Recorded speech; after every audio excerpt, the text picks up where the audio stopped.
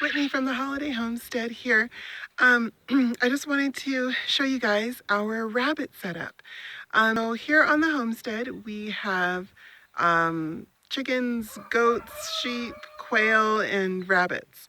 The chickens are kind of dual purpose. The quail are just for meat. The goats are for milk and mostly meat. The sheep are for meat and also for weed prevention. And the rabbits are for meat. So wanted to show you guys a little bit about how we have our setup, how we maintain our rabbits, and also just some of the little maintenance tips that I've kind of figured out over the past couple of years that have really helped maintain our health of your rabbits. As you know, rabbits can be kind of, I don't know, easy to kill, pretty much. They will suffer and die very quickly. And so just good maintenance practices are always the best way. I've never known anyone who's taken a rabbit to the vet and actually had it come out, good, where the rabbit got better and lived. So typically their lives are just very fragile. And so over the time, over losing lots and lots of rabbits, I finally just figured out that just the daily habits and good practices is really the best way to maintain them and just keep them healthy and keep them around for a good long time. So I'll show you the basic setup here. I'll turn the camera around a little bit. There we go. So this is our, what I call the mega hutch. It is, let's see here, 12 feet long by 6 feet wide. We keep two fans, one at either end of the hutch, and that is to obviously keep good air circulation. Now this over top is something that we figured out. It is a shade and rain cover. So one of the problems with rabbits a lot of times is they get very hot, and when they get hot, they just die. I mean, they just, within a few hours, they're dead. So you really have to keep them out of direct sun. And there are many ways to do this. Some people say just raise them indoors in your garage. Some people say, keep them in a little box. There's many ways to do it, but we have found for our purposes, the best way has been these covers. So this is a little PVC pipe. I think this is actually leach lines for a sewer. And it is the length of the whole thing here, and it's just zip tied in to a tarp. And this tarp is secured at the top here and the other end. And I think there's like a little spot in the middle somewhere where I screwed it in. But it is secured, and it just flops over the roof of the hutch, and it comes down a little bit, which I like because it keeps the rain from coming in on the sides there. I do have another one that I've done, this one here that I'll talk about in a minute, and it's much longer. It comes all the way down to the very bottom, and it really is great for keeping any kind of rain out.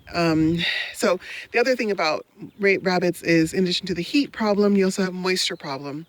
Rabbits are very cold hardy normally, but if they get wet, their cold hardiness drops significantly. And so you really have to, there we go, you really have to keep them dry as much as possible. Now, what I just did was I just flipped the cover over. That's how we access one side or the other. We just flip the cover back over. But if we're actually storing it and wanting to just put it out of the way, we roll it up into like a little kind of, like a little Swiss roll up on top there. And then I have a bungee cord that I loop over in the middle, and that holds it there. So basically like early spring and early fall, out here, we don't get a lot of rain in those times of year. So usually, but it's nice and cool. So usually I'll roll up the cover and let them have as much sun as they can get, and, just feel all outdoorsy. Anyway, so that's one of the reasons why we really like this hutch, is because it is the most air flow that we could get. And we built this all out of scrap wood from our property. And it's just, just random stuff we had from the remodel of our house, all the way down to just random boards we had. And we did buy the hardwire cloth. This is 1/2 inch hardwire gopher wire cloth that we use for the walls and also for the floor.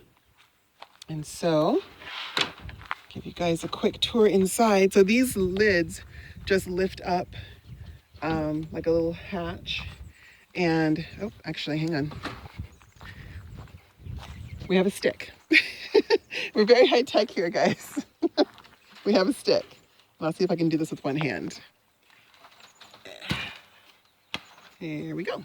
Okay, so that holds up the door and that allows us to get all this stuff, do anything we need to do. So the floors, like I said, are this 1/2 inch wire, and they work. It works really well. The poop falls through, the pee falls through. It doesn't collect a lot of stuff.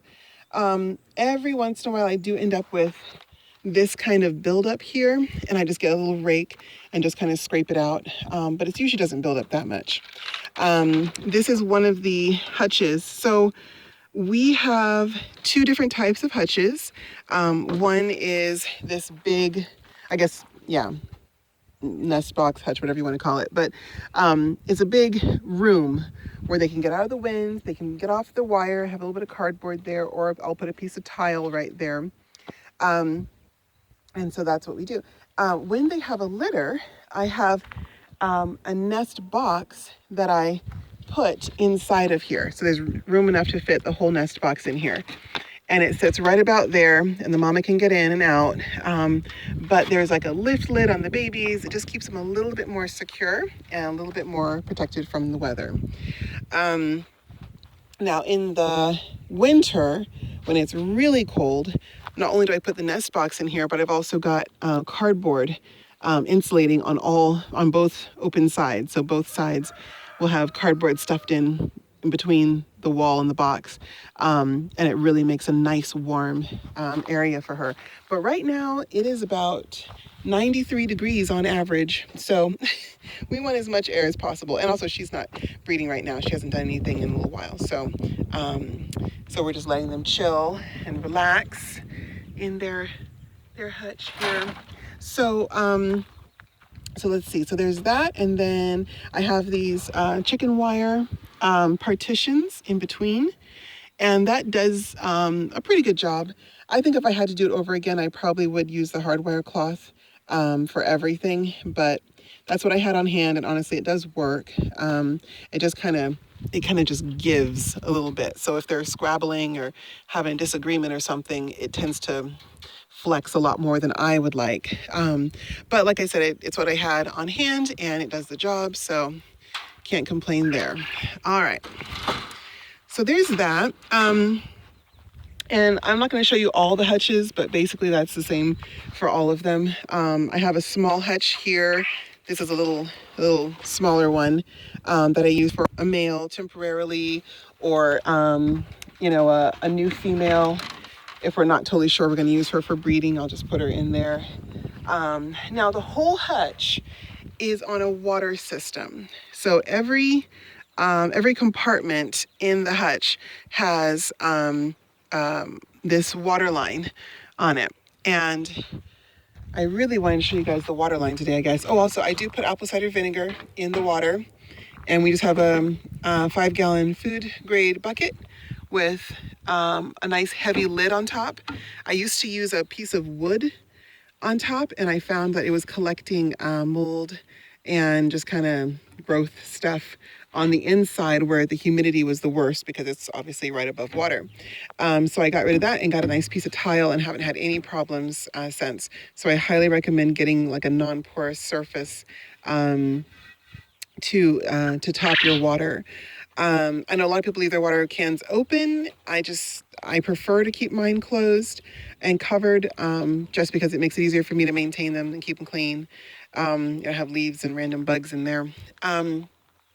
Anyway, so what you will notice is that on all of my water lines, I have these cloth covers. It's all the way down on this side, and all the way around on this side. So what these are basically what I call them sun sleeves. So when you have a water line or anything that contains water, if it is clear or like mildly opaque and sun penetrates through that plastic, the sunlight penetrates through the plastic and into the water, invariably you'll have algae. And algae buildup can lead to clogged water lines. It can lead to surfaces that don't flow properly. But the worst of all, it can lead to coccidosis, which is basically just an algae buildup in your animal's intestine.